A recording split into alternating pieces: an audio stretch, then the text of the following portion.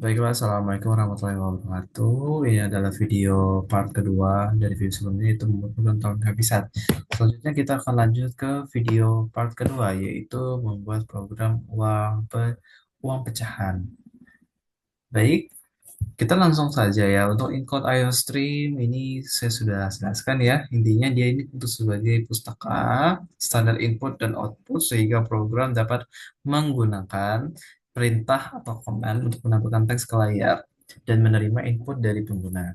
Dan using namespace std berfungsi untuk memudahkan pengguna agar penulisan perintah standar tidak perlu diawali dengan penulisan namespace secara lengkap. Lalu untuk int main buka kurung biasa dan buka kurung kurawal ini untuk menandai awal fungsi utama yang menjadi titik awal eksekusi program. Pemberian untuk int belanja bayar kembalian ini maksudnya apa? Maksudnya ya kita mendeklarasikan variabel belanja bayar hingga kembalian ini sebagai bertipe data integer atau bilangan bulat. Ya. Kemudian untuk int p, ini saya misalkan aja, misalkan p 100 sama dengan 0 sampai p 500 sama dengan 0. Baris ini mendeklarasikan variabel tersebut untuk menyimpankan jumlah pecahan atau fraksi uang, jumlah pecahan uang, sekaligus memberikan nilai awal 0 agar tidak terjadi kesalahan perhitungan. Kemudian pada bagian out masukkan total belanja, ini program menampilkan pesan kepada pengguna untuk memasukkan total belanja. Kemudian in belanja itu kita memasukkan variabel yang sudah kita deklarasikan sebelumnya di belanja tipenya data bilangan bulat ke dalam variabel belanja ya. Kemudian out masukkan uang bayar. In bayar itu program meminta pengguna memasukkan jumlah uang yang dibayarkan dan menyimpannya ke dalam variabel bayar yang mana kita sudah deklarasikan sebelumnya ya, dibayar di bagian integer bayar di sini. Oke, kemudian pada kita langsung masuk ke bagian pernyataan kondisi. Kondisinya bayar jika misalkan bayar harga nilai bayar itu kurang dari belanja, maka CR uangnya nggak cukup. Misalkan contoh kita bayar, misalkan total belanjanya itu 50.000, sedangkan uang kita 30.000, kan otomatis kan nggak cukup uang. Kalau program langsung menampilkan uang tidak cukup.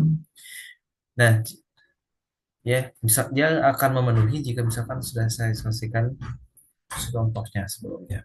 Ya, ya tutup untuk pernyataan kondisi ini. Lanjut pada operasi ini kembalian bayar belanja, orang belanja ini maksudnya apa? Maksudnya eh, misalkan program menghitung nilai kembalian dari seluruh selisih antara uang bayar dan juga total belanja. Oke,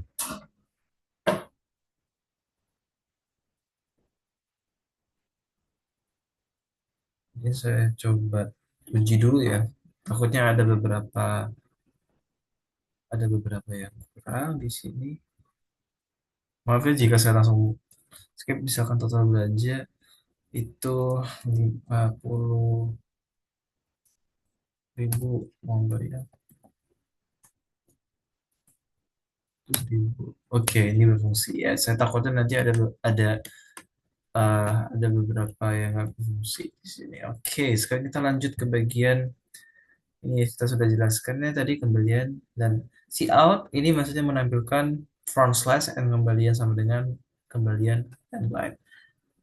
Nah, kemudian pada pernyataan kondisi ini, misalkan P 100.000 sama dengan kembalian dibagi 100.000 kembalian habis sama dengan dulu sama dengan 100.000 P sampai P 500. Ini maksudnya gimana? Maksudnya gini ya. Program itu melakukan pengoperasi aritmatika dengan cara misalkan kembaliannya itu berapa akan dibagi dengan 100.000 sehingga kembaliannya menghasilkan demikian. Hal ini dilakukan sama sampai di bagian P 500 gitu ya. Dan out front slash and pecahan kembalian, dia akan menampilkan hasil keluarannya berupa pecahan kembaliannya. Apakah pecahan kembaliannya itu satu atau berapa?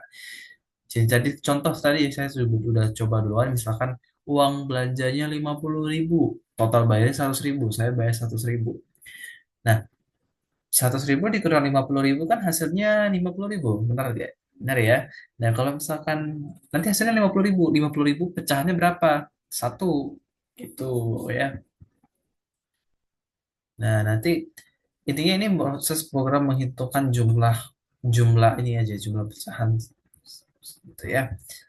Oke, misalkan if, kemudian lanjut ya, bagian if P 100.000 lebih besar dari nol, C outnya akan 100.000, dan P 100.000 dan N-line sampai 500 perak. Itu maksudnya apa? Maksudnya adalah program menampilkan jumlah setiap pecahan uang hanya jika jumlahnya lebih dari nol, agar output lebih lebih bagus aja, lebih rapi aja, kan N-line ya. Jadi berderet gitu lah. Gitu ya. Oke, langsung N. Nah, kita coba lagi programnya karena kita sudah selesai nih. Hanya 54 baris, kita coba ya. Kita coba running programnya.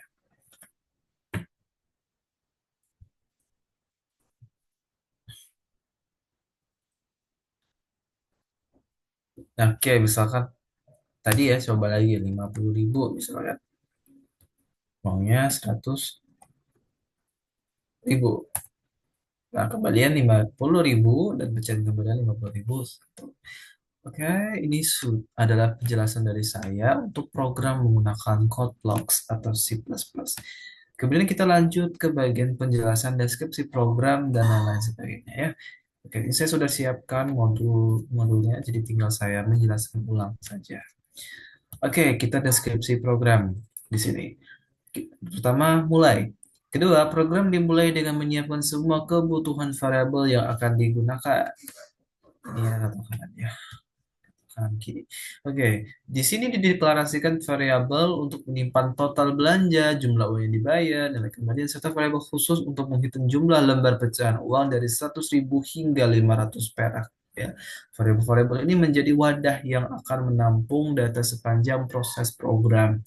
Ketika program meminta pengguna untuk memasukkan total belanja, pada titik ini program menunggu input dari pengguna seolah menanyakan berapa yang harus dibayar hari ini. Misalkan, ya saya tadi misalkan ya, misalkan belanjanya itu 50.000 total belanjanya. Nanti kita masukkan berapa yang harus jumlah dibayar, nanti berapa hasil jumlah yang harus dibayar, nanti keluar kembaliannya. Nah, kemudian masukkan jumlah uang yang akan dibayarkan yang sudah saya jelaskan sebelumnya untuk mengetahui seberapa banyak uang yang diberikan oleh pengguna untuk membayar belanjaannya dan menyimpannya dalam variabel bayar.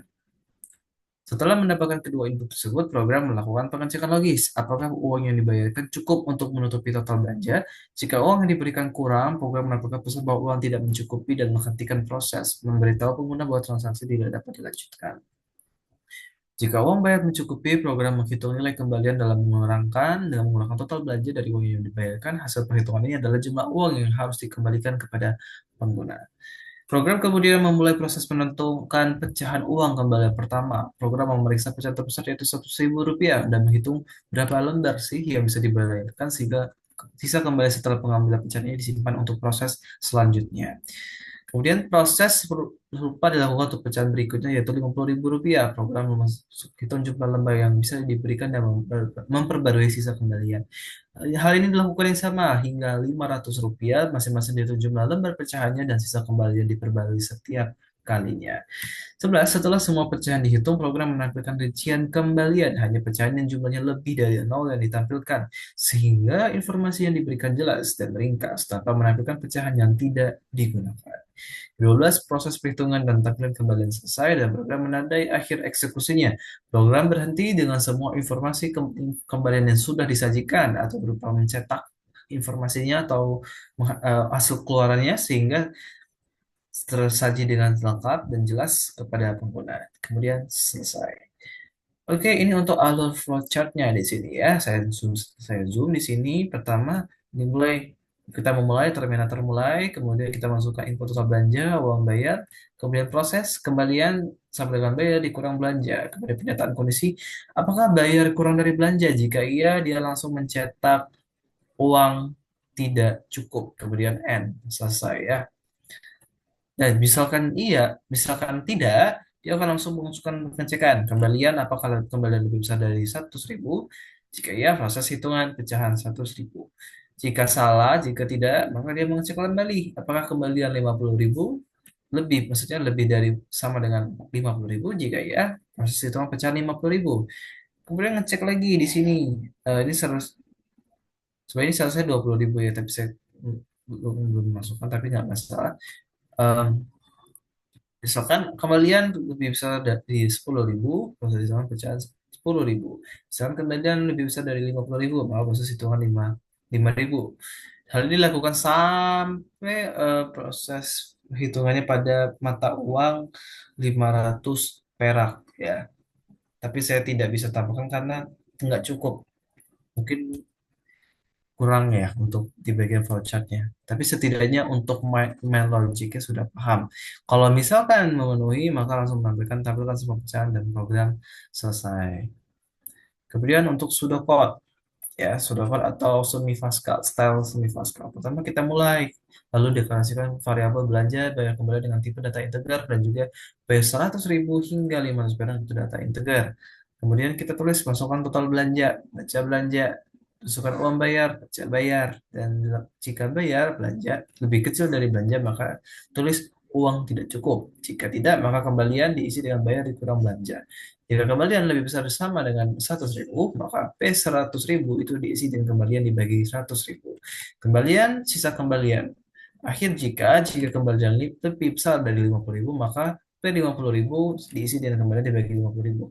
Hal ini dilakukan sampai 500 perak ya, kurang lebih sama di sini ya. Jika kemudian tulis pecahan kembalian. Jika pecahan lebih besar dari nol, maka tulis P100.000 dan ini dilakukan sama sampai jika P500 perak lebih besar dari nol, maka tulis P500.000. Jika selesai. Oke, kita lanjut bagian penjelasan coding. Baris include IOStream digunakan untuk mengaktifkan fasilitas input dan output standar dalam bahasa C++. Baris using namespace std berfungsi agar penulisan cin, cout, dan endline dapat dilakukan tanpa awalan std, double dot, titik. Baris int main mendefinisikan fungsi utama sebagai titik awal eksekusi program. Keempat, baris int belanja bayar mendefinisikan dua variabel bertipe integer untuk menyimpan nilai total belanja dan uang bayar. Baris int kembali mendeklarasikan variabel untuk menyimpan hasil selisih antara uang bayar dan total belanja. Keenam, baris deklarasi variabel P100.000 hingga 500 perak digunakan untuk menyimpan jumlah masing-masing pecahan uang dan diinisialisasi dengan nilai 0. 7. Baris cout, masukkan total belanja, lalu menampilkan tes permintaan input total belanja ke layar. 8. Baris in, belanja membaca nilai total belanja yang dimasukkan pengguna. Baris cout, masukkan uang bayar menampilkan tes permintaan input uang bayar. Kemudian baris in, bayar, membaca nilai uang bayar dari pengguna. Kemudian baris if bayar kurang dari belanja digunakan untuk melakukan pengecekan apakah uang bayar kurang dari total belanja. 12. Baris out, uang tidak cukup. Endline menampilkan pesan peringatan jika kondisi pada pernyataan if itu terpenuhi. Baris kembalian sama dengan bayar dikurang belanja menghitung nilai kembalian berdasarkan selisih uang bayar dan total belanja. Kemudian baris out, front slash n kembalian sama dengan kembalian endline menampilkan nilai kembalian ke layar. 15. Baris operasi pembagian dan modulus pada setiap pecahan digunakan untuk menentukan jumlah lembar uang dan sisa kembalian secara berurutan dari nilai terbesar ke terkecil. Kemudian baris out, front slash n pecahan kembalian, front slash n menampilkan judul hasil pecahan kembalian. Kemudian baris if p xxs ini maksudnya adalah uangnya ya, n uang atau banyak uang. Tapi saya ini lebih bagusnya ya. Nah ya, oke, digunakan untuk memastikan hanya pecahan uang yang hanya bernilai lebih dari 0 yang ditampilkan. Dan program diakhiri tanpa penyataan return 0 karena fungsi main secara default akan mengembalikan nilai 0. Kemudian lanjut bagian penjelasan running. Pertama, program dijalankan dan langsung meminta pengguna memasukkan total belanja serta uang bayar sebagai data awal transaksi. Kedua, setelah menerima input, program membandingkan nilai uang bayar dengan total belanja untuk menentukan apakah pembayaran mencukupi. Tiga, jika uang bayar lebih kecil dari total belanja, program menampilkan pesan bahwa uang tidak cukup sebagai informasi kepada pengguna. Empat, program tetap menghitung selisih antara uang bayar dan total belanja sebagai nilai kembalian yang akan diproses lebih lanjut. 5. Nilai kembalian yang diperoleh kemudian ditampilkan ke layar agar pengguna mengetahui jumlah uang yang seharusnya diterima kembali. 6. Program membagi nilai kembali tersebut ke dalam pecahan uang terbesar hingga terkecil secara berurutan. 7. Setiap hasil pembagian pecahan disimpan dan sisa kembalian digunakan untuk menghitung pecahan berikutnya. Kemudian program menampilkan daftar pecahan kembalian yang digunakan hanya jika jumlah pecahan tersebut lebih dari 0. 9. Setelah seluruh proses selesai, program berhenti dijalankan. Baiklah, kita sudah berada akhir pada penghujung materi. Demikian video penjelasan saya. Saya memaparkan materi yaitu bagaimana sih cara membuat program uang pecahan kembalian. Saya akhiri dari Wassalamualaikum warahmatullahi wabarakatuh. Terima kasih dan selamat sore.